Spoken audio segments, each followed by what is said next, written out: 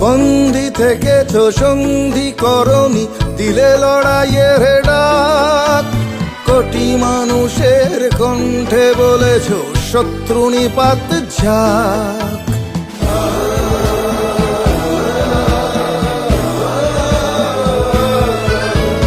বন্দি থেকেছ সন্ধি করনি, দিলে লড়াইয়ের ডাক। কোটি মানুষের কণ্ঠে বলেছ শত্রু নিপাত ঝাঁক। তোমার সে ডাকে মহাকাল আঁকে, মুক্তির ভোর ঘূর্ণির পাকে।